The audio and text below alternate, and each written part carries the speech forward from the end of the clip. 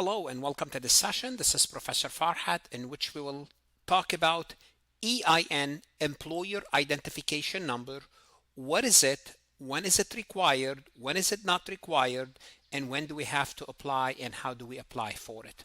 So an EIN is a unique number assigned by the IRS, the Internal Revenue Service, to identify a business entity for tax reporting purposes. Think of a social security. A social security is a specific number assigned to an individual. So it's comparable to the idea of a social security.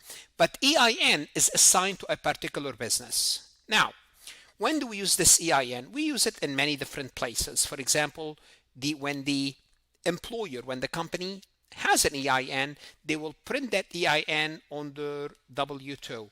If you have a business, you might have an EIN. You can report your EIN instead of your social security right here. So it's just basically an identification number issued by the IRS. Now we need to know, when do you have to use it, when do you have to issue it, or when is it optional.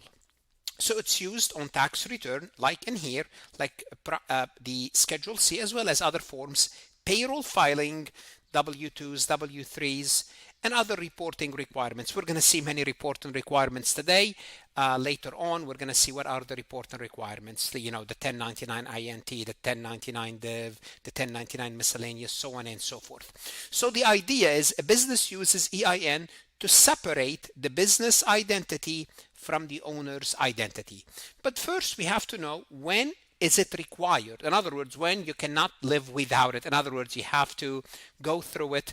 You have to get it before you proceed. Let's go ahead and get started. Before we proceed any further, I have a public announcement about my company, farhatlectures.com.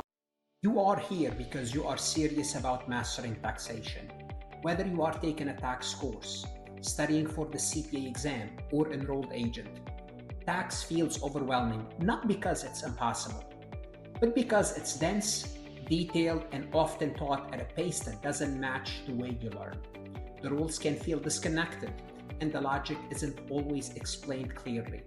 At Farhat Lectures, we slow it down. We explain the why behind the rules, break concept into simple steps, and rebuild your understanding from the ground up without assuming any prior knowledge. When explanation matches your learning, everything changes. The confusion fades, the rules start to connect, and tax becomes manageable. If you are ready to understand tax with clarity and confidence, start your free trial at farhatlectures.com and let's build your tax foundation together. So when is an EIN required? A business must, notice here, must obtain an EIN if any of the following apply. Operational triggers. What does that mean? It means the business hire employees. The entity operates as a corporation, partnership, trust, or an estate, or it could be also tax-exempt organization. So if you hire employees, then you need an EIN, Employer Identification Number. Why? Because when you give them the W-2, your EIN will have to be printed on that W-2. That's why it is required. Tax filing requirement. If you want to file your payroll, employment taxes, excise taxes, alcohol, tobacco, and firearm taxes, you need this EIN. Other situation, well, if you withhold taxes for non-resident alien, you want to establish pension plans, profit sharing plan, retirement plans, and in other words, under those circumstances, the business must have an EIN. The big one is if you have employees, when you issue their W-2, which we'll see later on in a separate recording what a W-2 is, it has to have an EIN. Otherwise, if it doesn't have your EIN, it should have the social security of the owner, assuming it's one owner, that's not going to happen. You'll have to have an EIN. So an EIN for a sole proprietorship. I just started to talk about this. Not required if you have no employees. Again, if you have no employees, you are not required to obtain an EIN. For example, Farhat Lectures as a company, for a period of time, I did not have any employees. I was the only person in the company. Therefore, I did not need to obtain an EIN. Now, I do have an EIN because I do issue W-2. Therefore, I need an EIN. Why? Because remember what we talked about here. If you have employees, then You have to have it. You have to have it. So many still apply because to protect their social security, although you don't need it. As I showed you on Schedule C, you could either use your social security or EIN. You would rather use an EIN. For example, if you want to submit your tax return for any reason for someone, you don't want your social security to appear. For professional appearance, for banking and vendor requirements, they want an EIN. For example, if you want to open a business account, for example, in Pennsylvania, they will not open a business account for me until I obtain an EIN. Well, you need to have an EIN. So for a sole proprietorship, again, you don't need it. If you have no employees, you're not required to have it.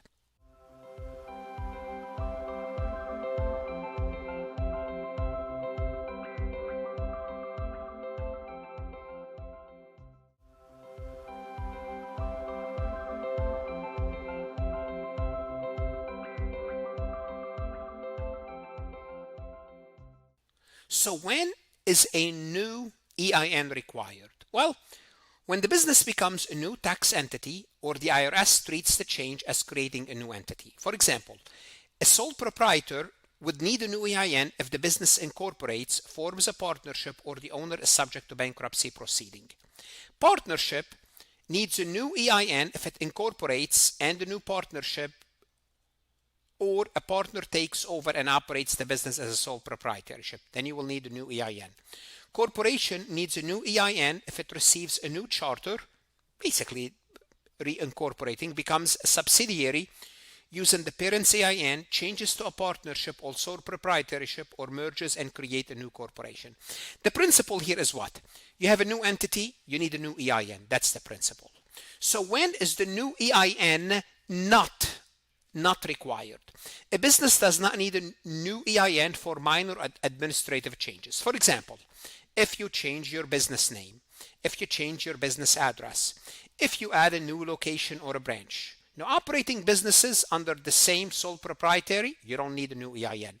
The key principle here is same entity, same EIN. Let's revisit special rules for LLC, which is disregarded entity. A single member LLC is usually a disregarded entity for income tax purposes unless they elect to be treated as a corporation. Simply put, if you are an LLC, you are a disregarded entity. So you could be, otherwise, if you don't choose, you are taxed as sole proprietary, which is Schedule C. For income tax reporting, the owner generally uses the owner's social security or EIN, not a separate tax identity for the LLC. So remember, what I showed you Schedule C at the beginning, I told you could use your social security or EIN. However, the LLC is treated as a separate entity for employment tax and certain excise tax purposes. So the LLC must use its own EIN if it has employees or certain excise tax liabilities. In other words, as long as you don't have employment taxes or excise taxes or employees, you could use your social security.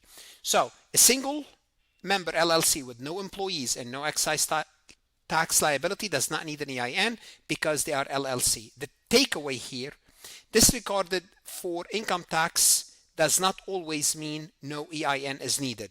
Sometimes it's needed, sometimes it's not, depending on the situation. If you have excise taxes, if you have employment taxes, it means you have employees, you need it. Otherwise, you don't need it. Now, how to apply for it? A business can apply for an EIN through the IRS. The IRS recommend that you apply online. There's a website, irs.gov/EIN.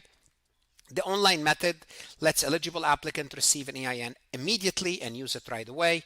Businesses can also apply by mail or form an SS-4. Applicant outside the US may apply by telephone under IRS instruction. So in this session, you want to make sure you can answer any questions that's given about the EIN. And let's take a look at this multiple choice question for EIN. Which of the following taxpayer most likely not required to obtain an EIN, assuming no special election or unusual filing requirement? So based on this information, is it a single member LLC with employees? No. Once you have employees, you have to have an EIN. So A is out. A partnership with two owners.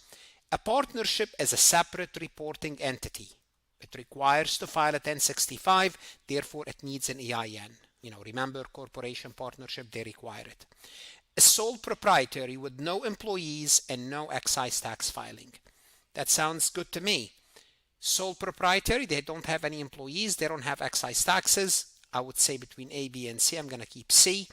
A trust that files an annual income tax return. Well, a trust as a separate entity for tax purposes required an EIN. Therefore, the answer is C.